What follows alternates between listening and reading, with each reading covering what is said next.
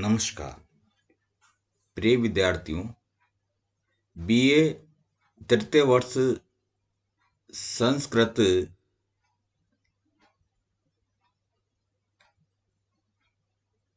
के किरार्ता अर्जुनियम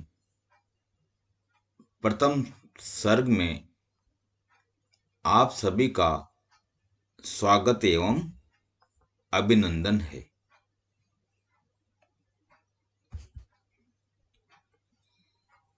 प्रिय विद्यार्थियों, संस्कृत साहित्य आकाश में देदीप्यमान नक्षत्र भारवेर अर्थ गौरवम की उपाधि से अभिमंडित बृहत त्रयी के रूप में सुविख्यात राजनीतिक पटुता में निष्णात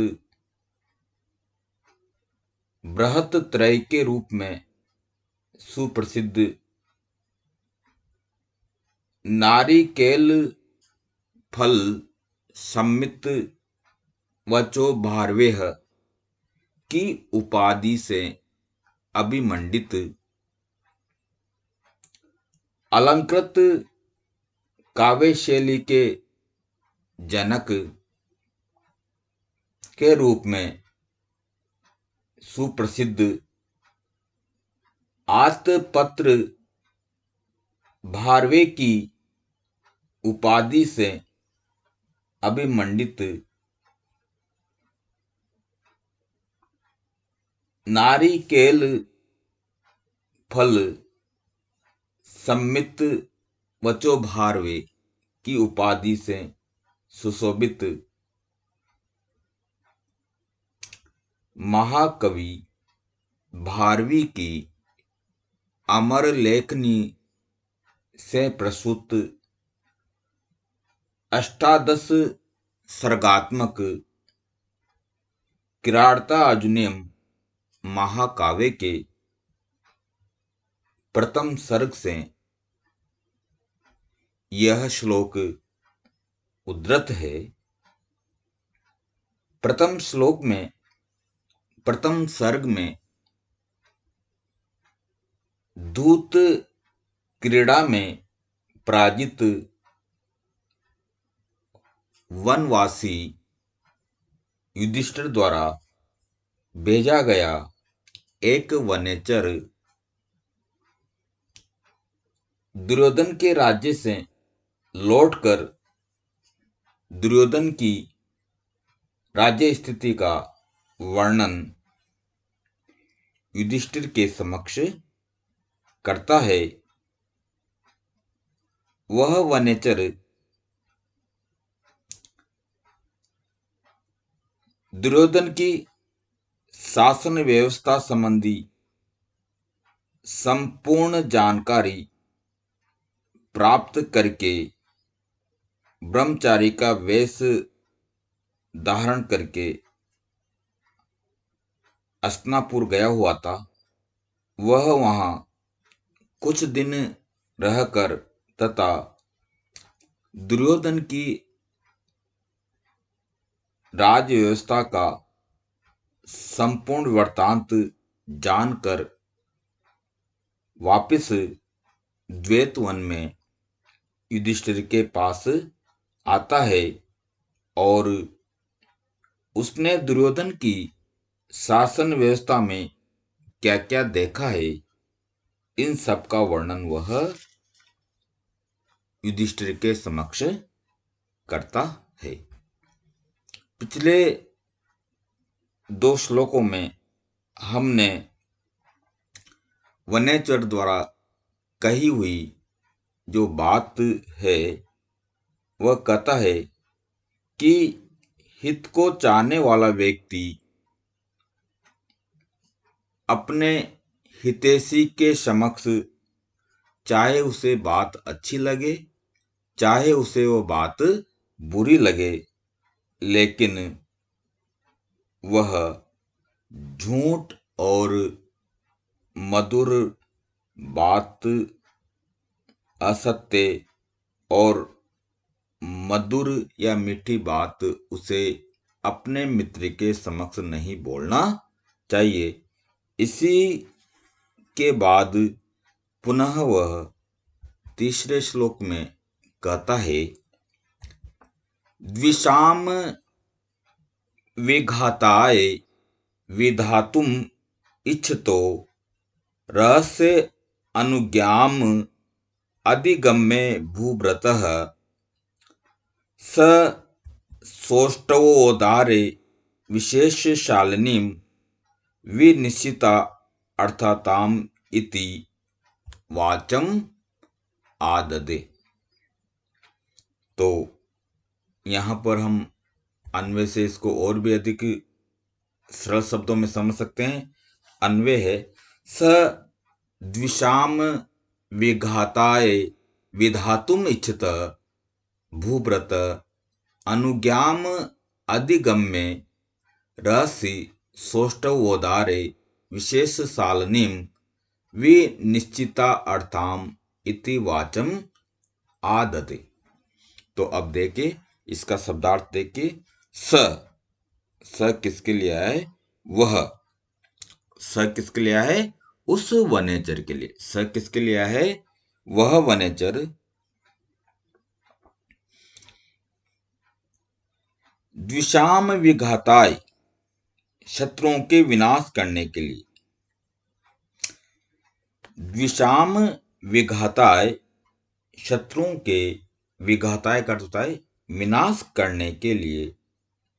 विधातुम इच्छत, प्रयत्न की इच्छा रखने वाले, विनाश करने की, उन पर प्रहार करने की इच्छा रखने वाले। भूभृतः, भूभृतर का अर्थ है महाराज युधिष्ठिर की। भूभृत किसके लिए आया है? युधिष्ठिर के लिए। तो भूभृतः राजा युधिष्ठिर के अनुज्ञाम अधिगम्य, अनुज्ञाम का अर्थ है अनुमति प्राप्त करके। अनुज्ञाम का अर्थ क्या होता है?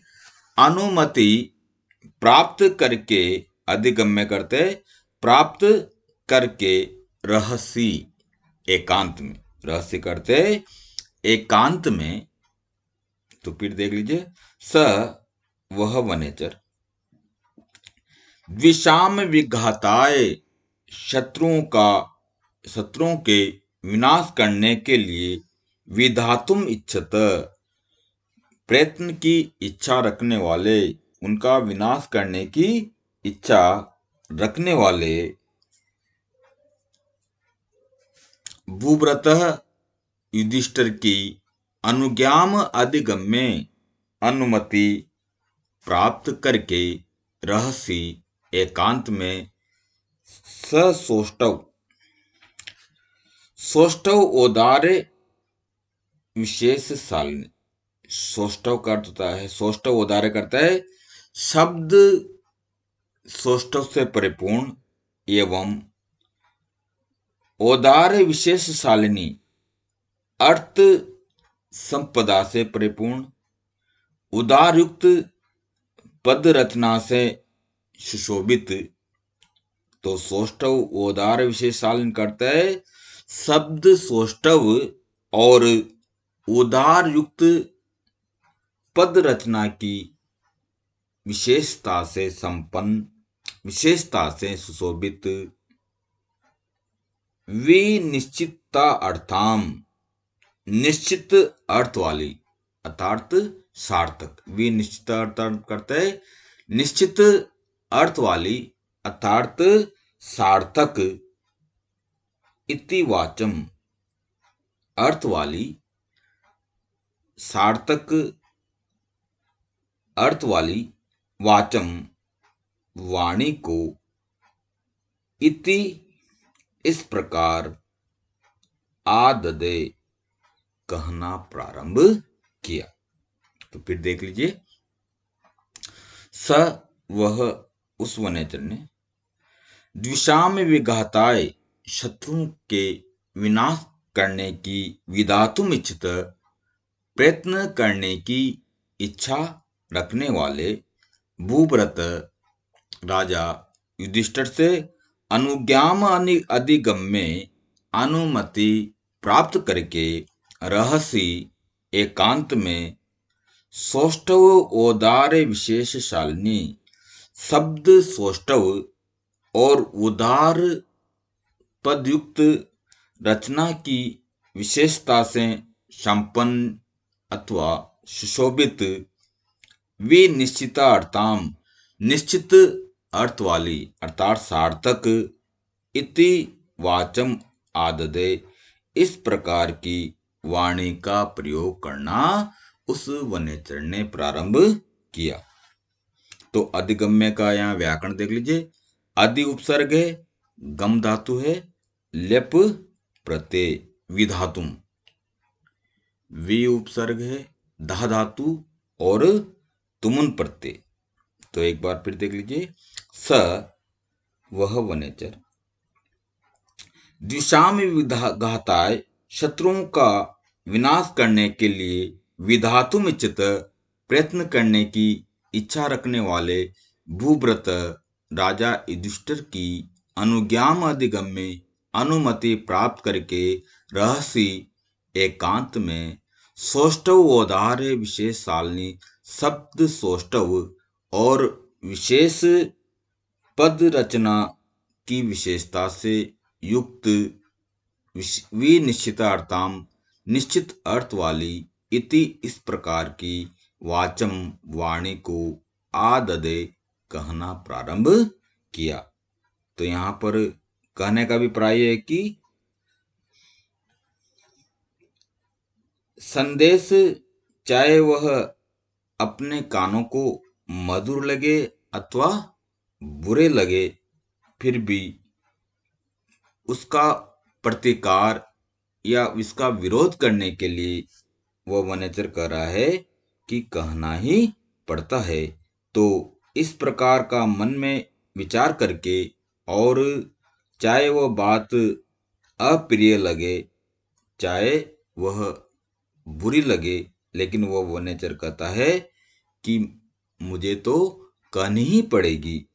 इस प्रकार की अनुमति वनेचर ने शत्रुओं का विनाश करने की इच्छा रखने वाले राजा युधिष्ठिर से प्राप्त करने के उपरांत शब्दा सौष्ठव से परिपूर्ण और प्रमाणों से निश्चित अर्थ वाली वाणी को वह युधिष्ठिर के समक्ष कहता है।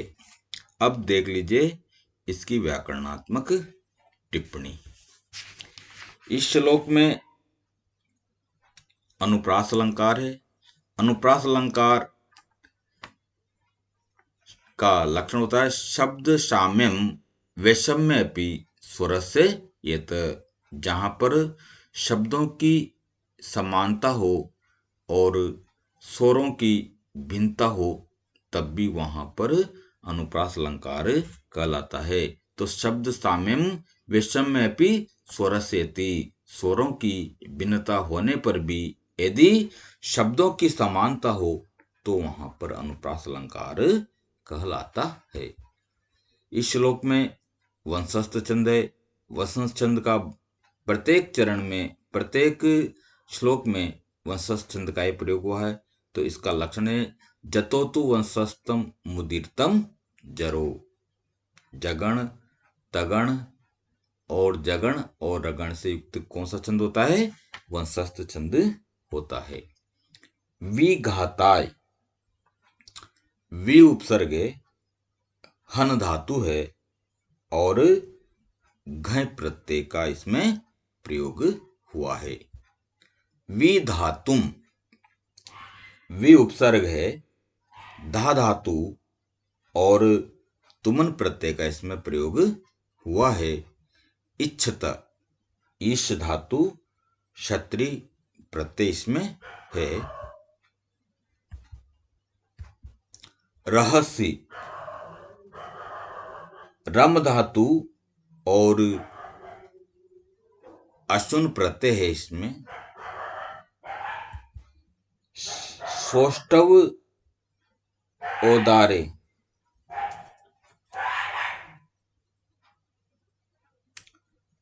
सौष्ठवम च औदारेम च इति, इसमें द्वंद्व समास का प्रयोग हुआ है। वि निश्चिता अर्थाम, वि निश्चितः अर्थः यस्याः सा, इसमें बहुब्री समास का प्रयोग हुआ है। आ ददे, आ उपसर्ग है, दा धातु, लिट लकार, प्रथम पुरुष और एक वचन का इसमें प्रयोग हुआ है। एक अधिगम्य है, अधि उपसर्ग, गम धातु और लेप प्रत्यय इसमें है। अब देखिए चतुर्थ श्लोक है। चतुर्थ श्लोक में क्रियासु युक्ते नृपचार चक्षुषो न वंचनीया प्रभो अनुजीवी अतो अर्हसि संतुम साधु असाधु वा। तो यहां पर देखिए नृपः, हे राजन, क्रियासु युक्त, इसका अन्वय देख लीजिए। हे नृप, क्रियासु युक्तेः अनुजीव्य चार चक्षुषः प्रभव न वंचनीयः अतः साधु असाधु वा संतुम अर्हसि हितम मनोहारी च दुर्लभः वचः। यहाँ पर बहुत सुंदर सूक्ति का प्रयोग हुआ है।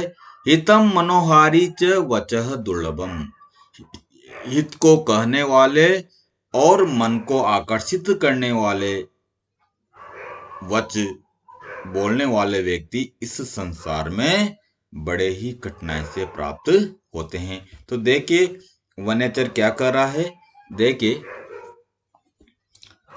हे नृपः, हे राजन, क्रियासु युक्तः, अपने अपने कार्यों में नियुक्त, क्रियासु युक्त करते अपने अपने कार्यों में नियुक्त अनुजीवी सेवकों के द्वारा चार चक्षुष गुप्तचर रूपी नेत्रों वाले प्रभव अपने राजा को न वंचनीय धोखा नहीं देना चाहिए। तो यहाँ पर वनेचर करा है कि हे नृपः, क्रियासु युक्त अपने कार्यों में अपने दायित्वों में नियुक्त अनुजीवी सेवकों के द्वारा चार चक्षुष गुप्तचर रूपी नेत्रों वाले राजाओं प्रभव राजा को न वंचनीय धोखा नहीं देना चाहिए, ठगे नहीं जाने चाहिए। अतः इसलिए साधु असाधु चाहे अच्छा लगे चाहे वह बुरा लगे, संतुम अरसी उसे कहना चाहिए। संतुम अरसी कहते वह आप क्षमा करने योग्य है। तो मैं भी जो भी कहूंगा आपके द्वारा क्षमा करने योग्य है, क्योंकि हितम मनोहारी च वच दुर्लभम, हितकारी और मन को आकर प्रिय लगने वाली वच वाणी कहने वाला व्यक्ति दुर्लभ बड़ी कठिनाई से प्राप्त होता है।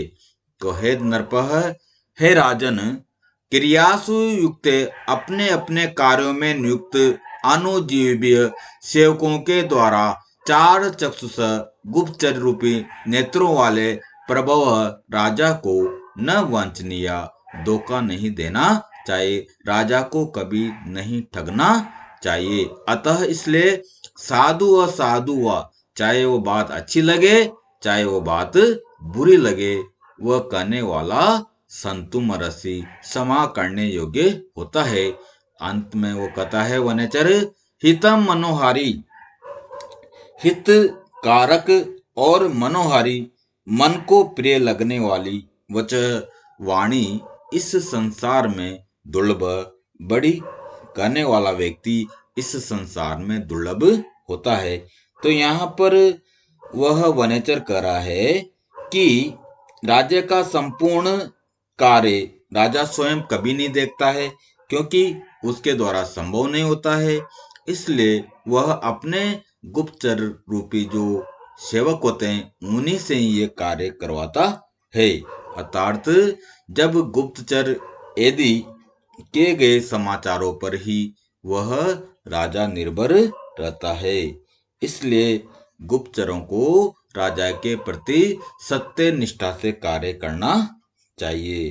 तो उसे इसीलिए वह कहता है कि हे राजन, आपको कुछ समय के लिए मेरी बात कड़वी लग सकती है, कटु लग सकती है, लेकिन मैं आपको जो भी कहूंगा वह बुरा भी लग सकता है। इसलिए मैं आपसे क्षमा चाहता हूँ, लेकिन मैं एक बात अवश्य कहता हूँ, जो भी कहूंगा वह सच कहूंगा, क्योंकि संसार में ऐसा वचन बोलने वाला व्यक्ति मिलना कठिन है जो भला करने का भी हो और मन को अच्छा लगने वाला भी हो। तो यहाँ पर वही करा है कि हितम मनोहारी वचः दुर्लभ हितकारी, और मन को प्रसन्न करने वाला वचन इस संसार में अति दुर्लभ होता है।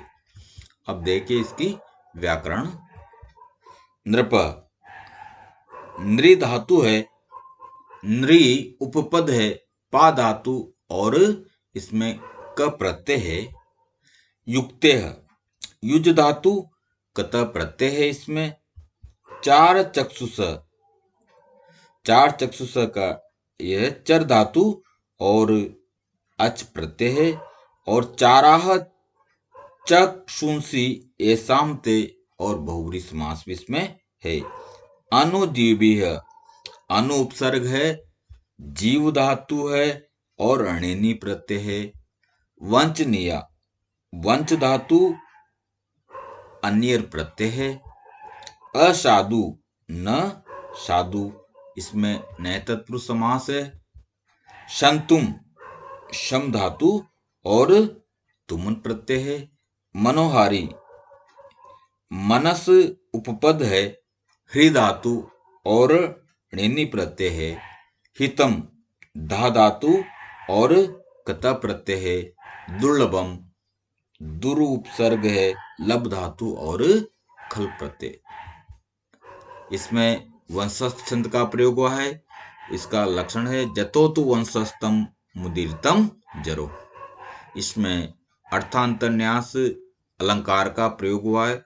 अर्थांतरन्यास अलंकार का लक्षण है सामान्यम वा विशेष्यो वा तदन्येन समर्थते सो एत्तु सो अर्थांतरन्यासः। धन्यवाद।